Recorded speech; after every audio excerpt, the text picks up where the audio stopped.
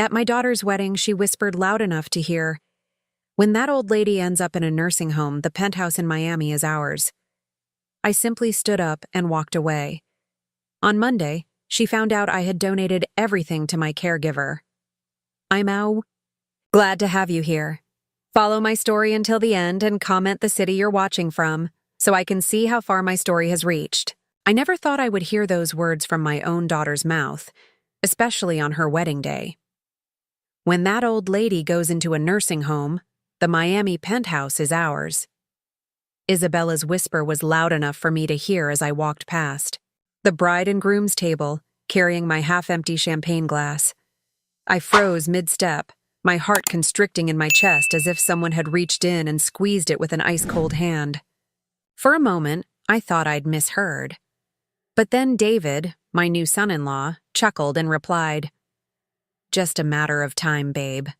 Your mom's getting more forgetful every day." They hadn't noticed me standing there just a few feet away. I was just the mother of the bride, a 62-year-old widow who had apparently overstayed her welcome in her daughter's life. I was that old lady now, a burden to be managed, an asset to be acquired. I looked at Isabella, radiant in her designer wedding gown, that cost more than my first car, laughing with her new husband about putting me away. This beautiful, accomplished woman I had raised alone after her father died when she was only 7, the child for whom I had sacrificed everything. The wedding reception continued around me, crystal glasses clinking, string quartet playing, guests dancing under twinkling lights at the country club Isabella had insisted on. A venue that had stretched my savings to the breaking point, though I'd never told her that. I never wanted her to worry about money the way I had. With a calm I didn't feel, I set my champagne glass down on a nearby table. My hands were trembling, but no one seemed to notice. I simply turned and walked away from the head table. Away from the daughter who saw me as nothing more than a pathway to property. No dramatic scene. No confrontation.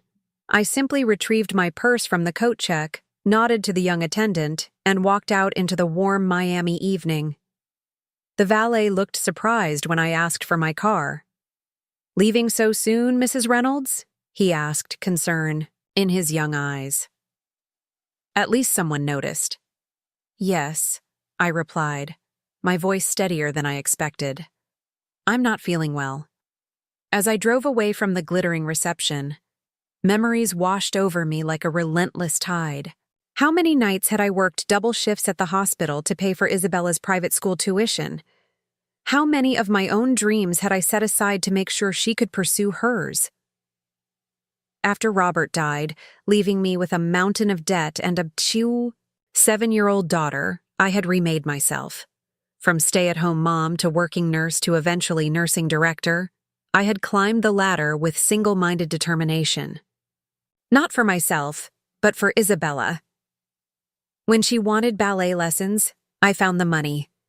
When she needed braces, I worked weekends. When she got accepted to an Ivy League college, I remortgaged our modest home to help with tuition. I never complained, never faltered. This was what mothers did, wasn't it? My penthouse in Miami, the one Isabella and David were so eager to get their hands on, was the only luxury I had ever allowed myself.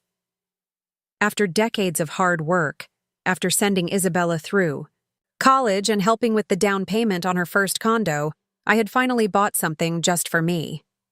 A place with a view of the ocean where I could retire in peace. Isabella had been furious when I purchased it 3 years ago. "Mom, that's crazy," she had said over the phone, her voice sharp with disapproval. "Why do you need such an expensive place? You should be thinking about your future, about assisted living options." I was only 59 then, healthy, active, sharp as I'd ever been. But in Isabella's eyes, I was already 1 foot in the grave, and my money was being wasted on my comfort rather than preserved for her inheritance. As I pulled into my building's parking garage, the weight of the evening settled fully on my shoulders. The doorman greeted me with a smile that faded when he saw my face. "Everything okay, Mrs. Reynolds?" "Just tired, George," I said, forcing a smile. Big day. In the elevator up to my penthouse, I stared at my reflection in the polished doors. I didn't see an old lady ready for a nursing home. I saw a woman who had given everything to a daughter who saw her as nothing more than a checkbook and a future. Inheritance. When I entered my home, Rosa, my housekeeper and companion of the last decade, looked up in surprise from where she was reading on the sofa. "Ms. Patricia, you're home so early. Did something happen at the wedding?" I looked at Rosa, the woman who had cared for my home and often for me, who remembered my birthday when Isabella forgot, who made sure I took my blood pressure medication, and who listened to my stories about Robert even though she'd heard them all before. "Yes," I said finally, my voice breaking. Something happened. I finally saw the truth. I sank down onto the sofa beside Rosa, and for the first time since Robert's funeral, I allowed myself to cry. Not delicate tears, but gut-wrenching sobs that came from somewhere deep and wounded, and Rosa, God bless her, simply held my hand and let me weep. The morning after the wedding, I awoke with swollen eyes and a clarity I hadn't felt in years. Rosa had made me chamomile tea and sat with me until nearly midnight as I poured out decades of hurt and disappointment. She didn't offer platitudes or tell me I was overreacting. She just listened. "You've done everything for Miss Isabella," she had said finally, her accent thickening with emotion. "Everything, Ms. Patricia. And some people, they never appreciate what they have until it's gone." I sat at my kitchen island, watching the sunrise paint the Miami skyline in gold and pink, and thought about Rosa's words. At what point had I become a vending machine for Isabella rather than a mother? When had her love become so conditional? The phone rang, piercing the morning quiet. Isabella's name flashed on the screen. I let it go to voicemail. A minute later, the chime of a text message. "Mom, where did you go last night? People were asking about you. Call me." No concern about whether I was okay. No acknowledgement that I had left my only daughter's wedding early. Just irritation that I had disrupted her perfect day by not playing my part. I set the phone down without replying and moved to the window, looking out at the ocean stretching endlessly toward the horizon. Robert and I had dreamed of retiring to a place like this. We'd planned and saved, talking about the cruises we would take, the sunsets we would watch together. Then cancer came, swift and merciless, and took him at 45. I had put those dreams away along with his clothes, focusing instead on raising our daughter, making sure Isabella had everything she needed and most of what she wanted. I didn't date again. I didn't have time. Between work and Isabella's activities, my days were full, and at night, I was too exhausted to consider building a new life for myself. "What would you think of her now, Robert?" I whispered to the horizon. "Our little girl who plans to ship me off to a nursing home so she can have this view." My phone rang again. Isabella again. This time I picked up. "Mom, finally. Where did you disappear to last night? David's parents were asking about you, and it was so embarrassing to have to say you just left without telling anyone. No, hello? No, are you okay? Just straight to how my actions had inconvenienced her." "I wasn't feeling well," I said, my voice neutral. "I didn't want to make a scene." "You could have told someone," she huffed. "Anyway, we're opening gifts today at our place around 3. You'll be there, right? I need you to write down who gave what for the thank you cards. Not would. You like to come, but you'll be there. Not, would you help me? But I need you to. As if my attendance and assistance were foregone conclusions. "I'm sorry, Isabella, but I can't make it today," I said, surprising myself with my firmness. "I have other plans." "What plans?" she demanded, disbelief evident in her tone. "Mom, this is important. It's traditional for the mother of the bride to help with the gift record." I'm having lunch with Rosa, I said, the idea forming as I spoke. It's her birthday tomorrow, and we made plans weeks ago. It wasn't Rosa's birthday, but the lie came easily. For once, I was putting someone else's feelings, and my own, ahead of Isabella's demands. Rosa, your housekeeper? Mom, you can take her to lunch any day. This is my wedding gift opening. I'm sorry, Isabella, I made a commitment. I felt a strange power in the refusal. I hope you and David enjoy your gifts. I ended the call before she could protest further, then turned to find Rosa standing in the doorway, a concerned expression on her face. Ms. Patricia? Is everything okay? I smiled, genuinely this time. Yes, Rosa, but I hope you're free for lunch today. Apparently we have plans. Her confusion melted into a warm smile. For you, Miss Patricia, I am always free. Over lunch at a small Cuban restaurant Rosa had long wanted to try, I found myself talking about things I hadn't spoken of in years. My dreams of becoming an artist before I met Robert. The scholarship to art school I'd turned down to marry him. The painting supplies I still kept in a closet, untouched for decades. Why did you stop? Rosa asked, dipping a piece of bread into olive oil. The painting? Life happened. I shrugged. After Robert died, there was no time. Isabella needed stability, not a mother chasing dreams. Rosa's dark eyes studied me. And now? Isabella is married. She has her own life. What about your life, Ms. Patricia? What about my life indeed? For so long I had been defined by my roles: wife, widow, mother, provider. Who was I when those roles no longer defined me? What did Patricia Reynolds want, just for herself? That evening, I sat at my desk with a legal pad, a strange excitement building in me. I began to list my assets: the penthouse, my retirement accounts, some stocks, a small life insurance policy.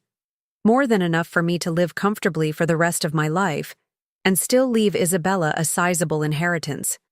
An inheritance she was already counting on. An inheritance she and David were planning their future around. I picked up the phone and called my attorney, Howard Bloom, who had been handling my affairs since Robert's death. Patricia, good to hear from you. How was the wedding? Illuminating, I replied. Howard, I need to make some changes to my will, as soon as possible. There was a pause on the line. Of course. May I ask what's prompting this? Let's just say I've had a change of perspective, I said. Can you come to my place tomorrow, around 11? I'll be there, he promised. After I hung up, I walked to the spare bedroom closet and pulled out the dusty art supplies I had mentioned. To Rosa, the brushes, the paints, the canvases, all waiting patiently for the day I would return to them. Tomorrow, I would begin rewriting my will. But tonight, I would begin rewriting my life. As I set up an easel by the window overlooking the ocean, I felt a sense of anticipation I hadn't experienced in years. The phone rang again. Isabella, no doubt, upset about my absence at the gift. Opening, but I let it go to voicemail. For the first time in decades, I had more important things to do than cater to my daughter's demands. I had a life to reclaim and decisions to make about who truly deserved to benefit from everything I had worked so hard to build. Howard arrived precisely at 11 the next morning, leather briefcase in hand and reading glasses perched on his nose. He'd been my attorney for 20 years, had helped settle Robert's estate, and had guided me through every major financial decision since then. You look different, Patricia, he said after Rosa showed him in. Something's changed. I led him to the balcony where I'd set up coffee and pastries. The ocean breeze was gentle, carrying the scent of salt and possibility. I heard something at Isabella's wedding, I said, pouring him coffee just how he liked it, black with 1 sugar. Something I wasn't meant to hear. I told him about Isabella and David's conversation, about their plans for me and my penthouse. Howard's expression darkened with each word. I'm sorry, he said when I finished. That's hard to hear from your child. It was, I agreed. But it was also clarifying. For years, I've been blind to who Isabella really is. I kept making excuses, kept hoping that if I gave her enough, she would finally feel secure, finally be grateful. Howard nodded, understanding in his eyes. He'd seen this before, families torn apart by money and expectations. So, what changes do you want to make to your will? I took a deep breath. I want to remove Isabella as my primary beneficiary. Howard's eyebrows shot up. That's a significant change, Patricia. Are you sure? I've never been more certain of anything, I said, surprising myself with my conviction. I want to leave the majority of my estate to Rosa. Rosa? Your housekeeper. My friend, I corrected gently. The person who has shown me more genuine care and concern in the last 10 years than my own daughter has. The person who deserves security in her own future. Howard removed his glasses, polishing them thoughtfully with his handkerchief. You know Isabella could contest this. She could claim undue influence, especially given Rosa's position in your household. Let her try, I said, a hardness in my voice I didn't recognize. I'm of sound mind, and this is my decision. Rosa has never asked me for anything, while Isabella has taken everything I've offered and still wants more. Howard studied me for a long moment, then nodded. All right. I'll draft the new will. But Patricia, have you considered talking to Isabella first? Giving her a chance to understand how you feel? I sipped my coffee, considering his words. I've given Isabella chances her entire life, Howard. I've never asked for anything in return except love and respect. She's shown me she's capable of neither. As Howard began taking notes, my phone buzzed with a text message. Isabella again. Mom, we need to talk about your behavior. David and I are coming over tomorrow around 7. Be there. No. Can we come over? No. Would that time work for you? Just another demand, another assumption that my time and my home were at her disposal. I showed the message to Howard, who frowned. Maybe this is an opportunity, he suggested, to clear the air before making such a drastic change. Or maybe it's an opportunity for them to manipulate me further, I countered. But you're right. I'll hear them out. After Howard left with his notes and promises to have documents ready within the week, I called Rosa into the living room. She came quickly, concern in her dark eyes. Is everything okay, Miss Patricia? Did the lawyer bring bad news? I gestured for her to sit down, which she did reluctantly. Despite a decade in my home, she still maintained certain boundaries. Rosa, I need to tell you something important, I began. I'm changing my will. I'm going to leave most of my estate to you. Her hand flew to her mouth, eyes widening in shock. Ms. Patricia, no, I cannot accept this. What about Miss Isabella? Isabella will be fine, I said firmly. She has a successful husband, a good career, and plenty of advantages in life, most of which I provided. But she doesn't value me, Rosa. She only values what I can give her. Rosa shook her head, distress evident on her face. This will cause problems, Miss Patricia. Big problems. Miss Isabella, she will hate me. She already resents you, I said gently. Because you have what she's never bothered to give me. Genuine care and respect. Rosa wrung her hands, tears gathering in her eyes. I never wanted to come between you and your daughter. You didn't, I assured her. Isabella did that all on her own. The next evening, precisely at 7, the doorbell rang. Rosa answered. It then quickly retreated to her quarters as Isabella and David swept in like royalty granting an audience. Isabella looked around the penthouse with the appraising eye of someone mentally calculating its value. David headed straight for my bar, pouring himself a generous scotch without asking. Mom, Isabella began, settling herself on my sofa like she owned it. We need to talk about what happened at the wedding. I sat across from her, my back straight, hands folded in my lap. Yes, we do. She looked momentarily startled by my calm directness. You embarrassed me by leaving early, she said, her tone accusatory. And then you skipped the gift opening the next day for lunch with your housekeeper. People noticed, Mom. They talked. I'm sorry if my absence caused you embarrassment, I said, not feeling sorry at all. But I wasn't feeling well. You seemed fine during the ceremony, David interjected, swirling his scotch. The problem is, Patricia, you're becoming increasingly unreliable. Isabella worries about you living alone in this big place. I almost laughed at the transparency of it.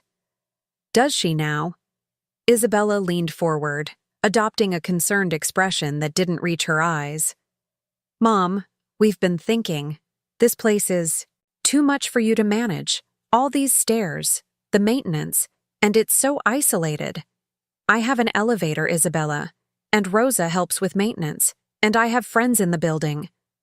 But as you get older, David pressed, your needs will change. We think it would be better if you started looking at retirement communities now, while you can still choose a good one.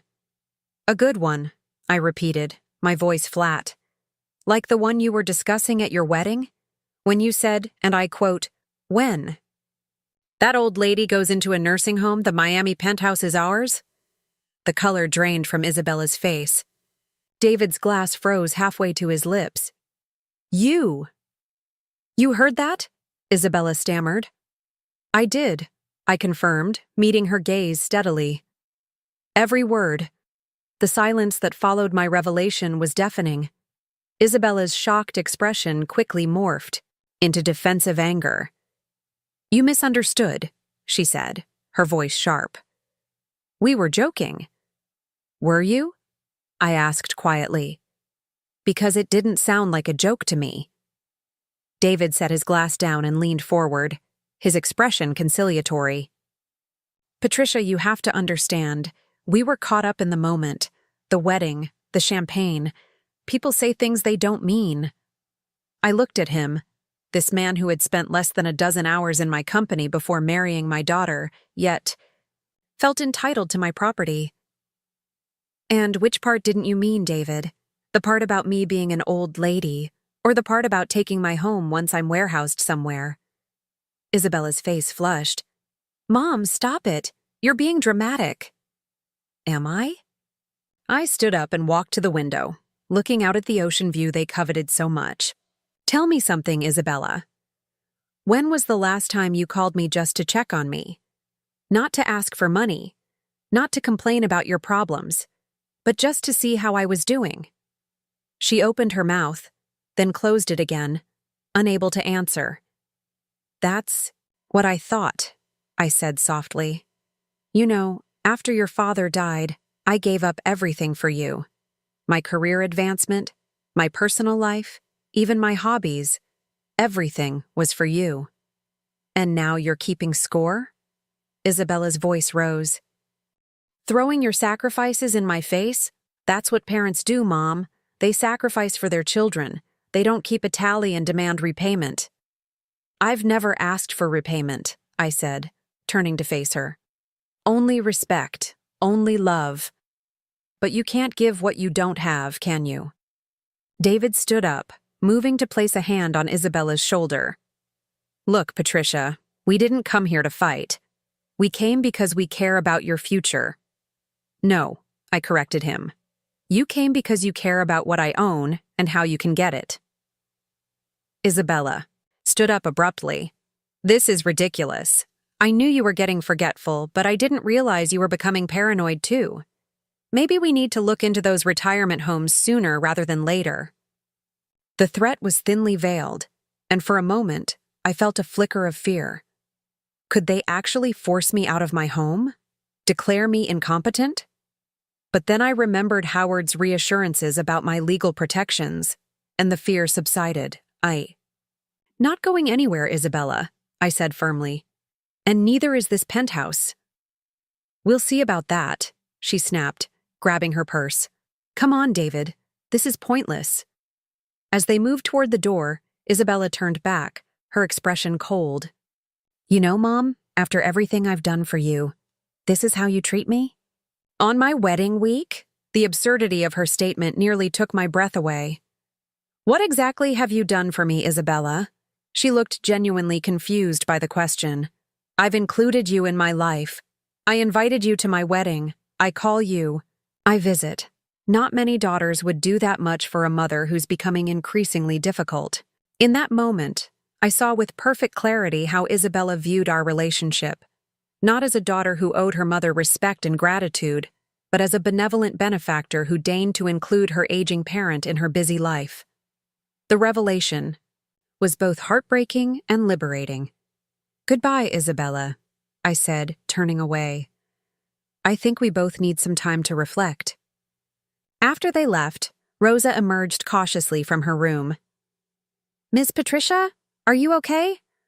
I was surprised to realize that I was. Yes, Rosa, I think I am. The next morning, I called Howard to confirm my decision about the will.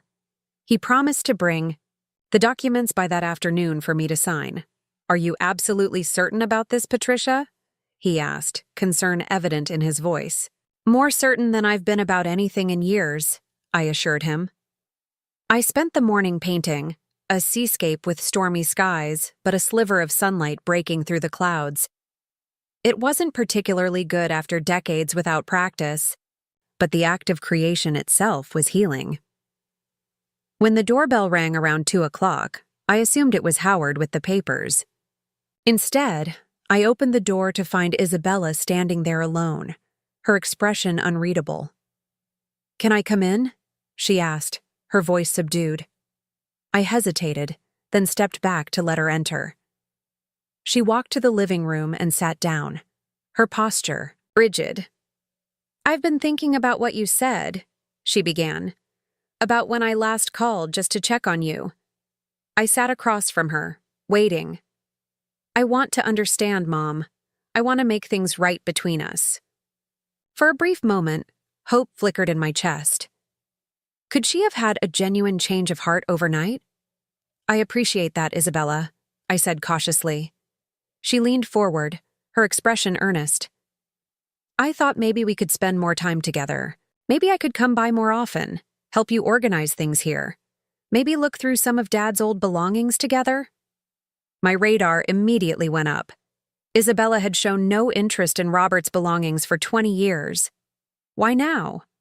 What brought this on? I asked. She shrugged too casually. I just realized I've been neglectful. You're right. I should appreciate you more while I still have you. The doorbell rang again, and this time it was Howard. His eyebrows rose slightly when he saw Isabella, but he maintained his professional demeanor. Mrs. Reynolds, I have those documents we discussed. Isabella's gaze darted between us. Documents? What documents? Before I could answer, Howard placed his briefcase on the coffee table and took out a folder. The updated will and power of attorney forms you requested. Isabella stood up so quickly she nearly knocked over the side table. You're changing your will? Is that what this is about? The mask of concern slipped, revealing the anger and greed beneath. She snatched the folder from Howard's hands before either of us could stop her, flipping it open to scan the contents. Her face paled, then flushed with fury as she read. You're leaving everything to Rosa? Your housekeeper? Are you insane? Isabella, that's enough, I said firmly, taking the folder back from her. My estate is mine to distribute as I see fit. She's manipulated you, Isabella spat, pointing toward Rosa's room. She's been working on you for years, hasn't she? Turning you against me so she could get her hands on your money. Howard stepped between us. Miss Reynolds, I can assure you that your mother is of sound mind and making her own decisions. If you continue with these accusations, I will have to ask you to leave. Isabella turned to me, tears of rage filling her eyes. You would choose her over your own daughter? After everything I've done for you? I looked at my beautiful, entitled child, the baby I had nursed, the girl I had raised, the woman I had sacrificed for, and felt nothing but sadness. No, Isabella.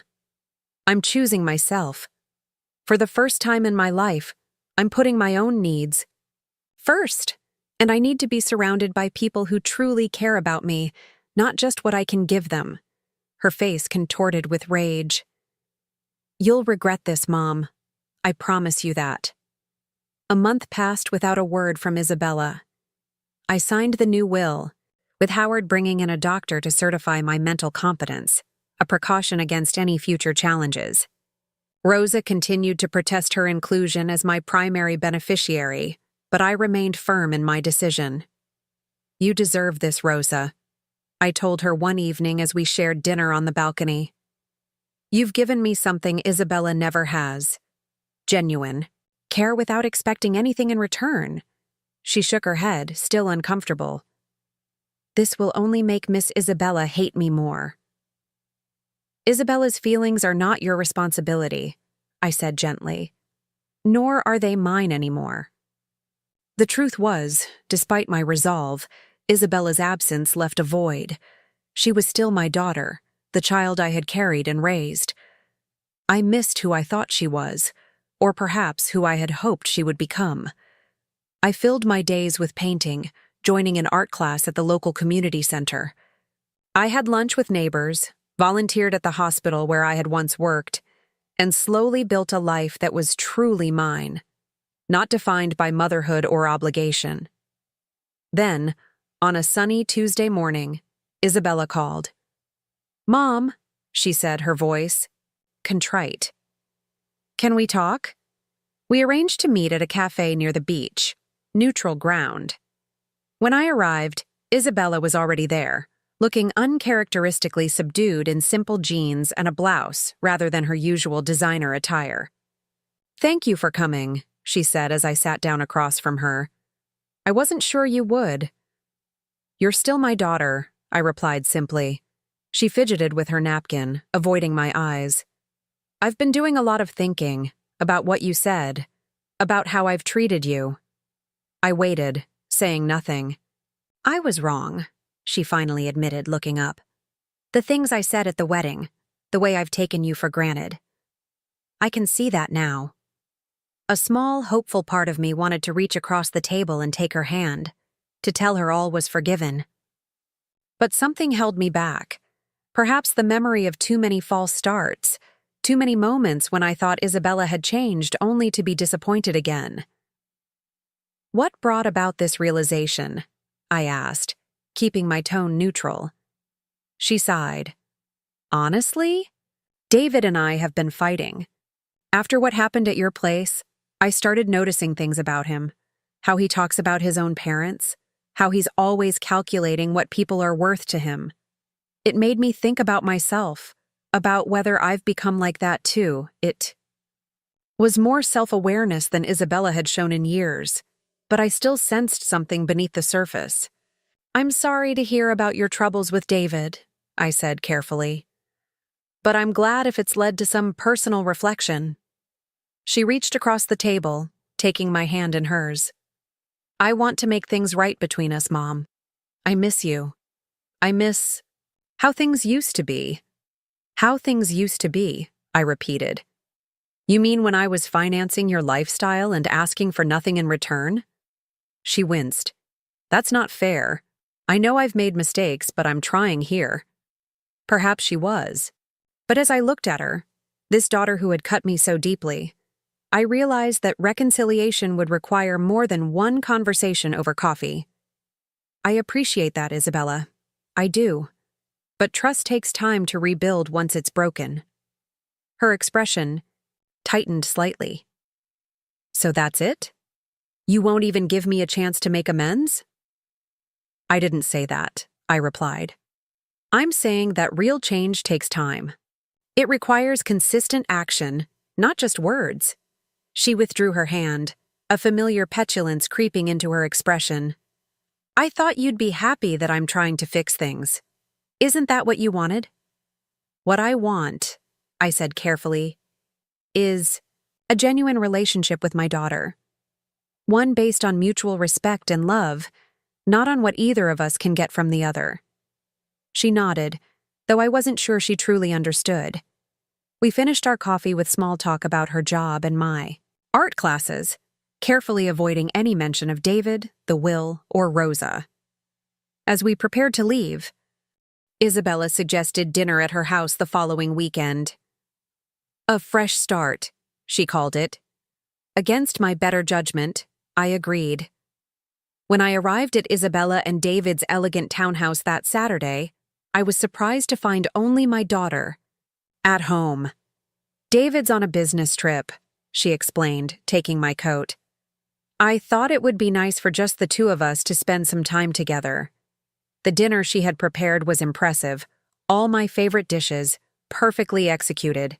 She'd even brought out the good china, crystal glasses sparkling in the dining room's soft lighting. You've gone to a lot of trouble, I observed, touched despite my lingering wariness. Nothing's too much trouble for my mom, she said with a smile that almost reached her eyes. Throughout dinner, Isabella was attentive, asking questions about my art class, laughing at my stories about the eccentric neighbors in my building. She seemed genuinely interested, present in a way she hadn't been in years. After dessert, she brought out a photo album I hadn't seen in decades. Remember this? She asked, opening it to reveal pictures of her childhood. Isabella on her first. Bicycle, at ballet recitals, building sandcastles with Robert? Of course, I said softly, memories washing over me. Your father took most of these. You gave up so much after he died, she said, her finger tracing a photo of the three of us at the beach. I never really appreciated that until recently. The sincerity in her voice made me want to believe her. We spent an hour going through old photos, remembering happier times. It felt good, healing even. Perhaps there was hope for us after all. As the evening drew to a close, Isabella poured us each a glass of port. A toast, she said, raising her glass. To new beginnings. To new beginnings, I echoed, clinking my glass against hers. She took a sip, then set her glass down, her expression growing serious. Mom, there's something I need to ask you. Here it comes, I thought, bracing myself. I know I've made mistakes, she began. And I know I've been selfish, but I'm trying to change, really trying. So I was wondering, have you reconsidered your decision about the will? And there it was. The real reason for the dinner, the reminiscing, the carefully orchestrated evening of mother-daughter bonding. Isabella, I said quietly. Is that what all this has been about? Getting me to change my will back? No, she protested, too quickly. Of course not. I just thought, since we're working on our relationship, maybe you'd reconsider cutting me out completely. I haven't cut you out completely, I clarified. You still receive a portion of my estate. Just not the majority. Her expression hardened. A portion. While Rosa, a woman who works for you, gets my childhood home and most of your assets. Rosa has earned my trust, I said simply. And the penthouse was never your childhood home. Isabella, I bought it long after you moved out. She stood up abruptly, mask slipping. This is ridiculous. She's manipulated you, can't you see that? No normal person leaves their fortune to their housekeeper instead of their own child. I remained seated, suddenly very tired. Is that what you think this is about? My fortune? Isabella, I wanted to leave you a legacy of values, not just valuables. But you've only ever seen the price tag, never the worth. Don't get philosophical with me, she snapped. This is about money, my inheritance, what I'm entitled to as your daughter. I rose slowly, gathering my purse. That's exactly the problem. You think you're entitled to everything I've worked for simply because of biology. You've never understood that respect and love have to be earned. Where are you going? She demanded as I moved toward the door. Home, I said simply. Thank you for dinner, but I think we're done here. Mom, wait. Her voice shifted back to conciliatory. I'm sorry, I shouldn't have brought it up. Please don't go. I turned to look at her one last time. The saddest part is, Isabella, If you had truly wanted to repair our relationship without any ulterior motive, I probably would have changed the will back on my own. But you couldn't even fake sincerity for one evening, her face crumpled. Whether in genuine remorse or thwarted manipulation, I couldn't tell anymore. "Goodbye, Isabella," I said softly, and closed the door behind me. 3 days after the disastrous dinner at Isabella's, I received a certified letter from a law firm I didn't recognize. My hands trembled slightly as I opened it, somehow knowing, before I read a word, that it was from my daughter. The letter informed me that Isabella was contesting my mental competence and seeking temporary guardianship over my affairs. The claims were outrageous, that I was suffering from early dementia, that I was being manipulated by my domestic staff, that I had become paranoid and was making irrational financial decisions. I called Howard immediately. "This is low, even, for her," he said after I read him the letter. "But not unexpected. Don't worry, Patricia. We have the doctor's evaluation, and we have plenty of evidence of your competence. This is a desperate move that will backfire on her." Still, the betrayal cut deep. Isabella was not just after my money anymore. She was trying to take away my autonomy, my dignity, all to secure an inheritance she felt entitled to. I had a restless night, tossing and turning as I replayed the last conversation with Isabella. Had there been any genuine remorse in her, any real desire to reconnect? Or had it all been manipulation, from the start? Morning brought clarity and an unexpected visitor. David stood at my door, looking uncomfortable in the harsh daylight. "Patricia," he nodded. "May I come in? I think we should talk." I hesitated, then stepped aside to let him enter. He declined coffee, pacing my living room instead with an agitation I hadn't seen in him before. "Isabella doesn't know I'm here," he began, running a hand through his hair. "And she'd be furious if she found out." "Then why are you here, David?" He stopped pacing, facing me directly. "Because this has gone too far. The lawsuit, the claims about your mental state, it's wrong. I told her not to do it, but she wouldn't listen." I studied him, searching for signs of deception. "Why the sudden attack of conscience?" He sighed heavily, sinking onto my sofa. "I'm not a good person, Patricia. I've never claimed to be. I married Isabella partly because I knew she came from money, and I'm not proud of that. But this, trying to declare you incompetent, trying to force you into a care facility against your will, it crosses a line even for me." His candor was surprising. "Does Isabella know you feel this way?" "We had a huge fight about it," he admitted. "That's when I found out something else you should know." He hesitated, then continued. "The Miami penthouse isn't the only property she's expecting to inherit. She told me you own valuable land in Colorado that's been in your family for generations." I frowned in confusion. "I don't own any land in Colorado." David looked equally confused. "But Isabella said—" "Isabella is mistaken," I interrupted. "Or she's lying to you.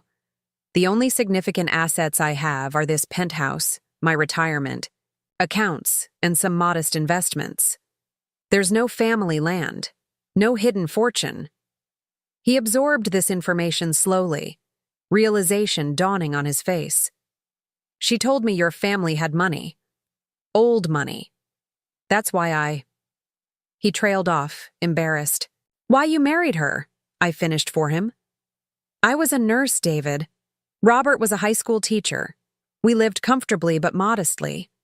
Everything I have, I earned after his death, working 60-hour weeks for decades." David put his head in his hands. "She's been lying to everyone, including me." I felt an unexpected pang of sympathy for him. He was not a good man, but he had been deceived too. "What will you do now?" I asked. He stood up, resolution in his face. "I'm going to call my lawyer, then Isabella's. I'm withdrawing my support for this guardianship nonsense. And then," he sighed, "then I need to figure out my marriage." After he left, I sat on my balcony, watching the waves roll in. Whatever happened between Isabella and David was no longer my concern. My only priority now was protecting myself from my daughter's desperate attempts to control me and my assets. 2 weeks later, Howard called with news. The judge dismissed Isabella's petition, he announced, and issued a pretty stern rebuke to her attorneys for bringing such a baseless case. Relief washed over me. Is it over then? The legal battle? Yes, for now at least. But Isabella still has the right to contest the will after you're gone. She just can't prevent you from making your own decisions while you're alive and clearly competent. That afternoon, I asked Rosa to join me for tea on the balcony. She sat across from me, her dark eyes watchful, concerned. Miss Patricia, I've been thinking, she began hesitantly. Maybe it would be better if I found another position. The situation with Miss Isabella, it's not good for you. Absolutely not, I said firmly. Isabella's issues are her own, Rosa. I won't let her drive away the one person who has shown me true loyalty and affection. Rosa looked down at her hands. I never wanted any of your money. I know, I said softly. That's exactly why you deserve it. A week later, Isabella called. I almost didn't answer, but something compelled me to pick up the phone. Mom, she said, her voice subdued. Can we meet? There's something I need to tell you in person. We met at the same cafe as before. Isabella looked different, thinner, with dark circles under her eyes. She ordered coffee but didn't touch it. David's filing for divorce, she said without preamble. I'm sorry, I replied, and meant it. Despite everything, I never wanted to see my daughter in pain. She gave a small, bitter laugh. Are you? I thought you'd be happy to see my life falling apart. You're my child, Isabella. Your happiness has always mattered to me, even when you've hurt me deeply.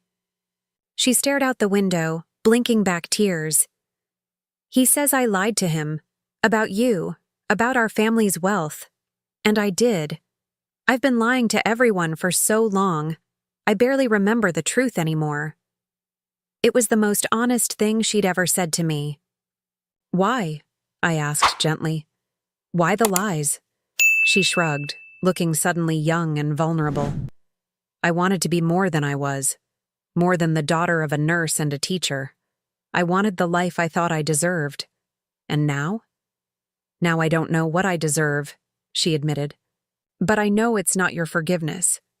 We sat in silence for a moment, the weight of years of misunderstandings and betrayals between us. What will you do now? I finally asked. Start over, I guess. David's keeping the house. I'll find an apartment, focus on my career. She hesitated. I'm not contesting your will anymore. You're right. I haven't earned your legacy, and trying to force it only made me someone I don't want to be. It was a small step, but perhaps a genuine one. The door is always open for a relationship, Isabella, I said carefully. Not based on inheritance or obligation, but on mutual respect. If you ever want that, truly want it, I'm here. She nodded, tears spilling over. I don't know if I can be what you need me to be. I don't need you to be anything except honest, I told her. With me and with yourself. We parted with a tentative hug, the first real embrace we'd shared in years. I didn't know if it was a beginning or an ending, but it felt right. 6 months later, Rosa and I sat on the balcony, watching a spectacular sunset paint the sky in shades of gold and crimson. I had just returned from an art exhibition where one of my seascapes had sold. Not for much, but enough to validate the joy painting had brought back into my life. Miss Isabella called while you were out, Rosa said. She asked if she could come for dinner next Sunday. Our relationship was tentative, rebuilding slowly. Isabella had moved into a modest apartment, taken a position with less prestige but more meaning, and started therapy. She still had moments of entitlement and selfishness, but she was trying, really trying this time, without an agenda. That would be nice, I said, smiling. As the last rays of sunlight sparkled on the water, I thought about legacy, what it truly meant. Not the money or property we leave behind, but the values we impart, the examples we set, the love we give freely without expectation of return. Isabella might never fully become the daughter I had hoped for, and I might never be the mother she had wanted. But we were finding our way towards something honest, something real. And that, perhaps, was the most valuable inheritance of all, the truth of who we are, flawed and struggling, but still capable of growth and change. The Miami penthouse would go to Rosa one day, but the true legacy I hoped to leave was this: the courage to stand up for yourself, the wisdom to recognize genuine love, and the strength to begin again, no matter how many times life knocks you down. Looking out at the endless horizon, I felt a deep sense of peace. For the first time in my life, I was exactly where I was meant to be, not defined by my role as wife or mother, but simply as Patricia Reynolds, a woman who had finally found the courage to live life on her own terms. Now I'm curious about you who listened to my story. What would you do if you were in my place? Have you ever been through something similar? Comment below, and meanwhile, I'm leaving on the final screen 2 other stories that are channel favorites, and they will definitely surprise you. Thank you for watching until here.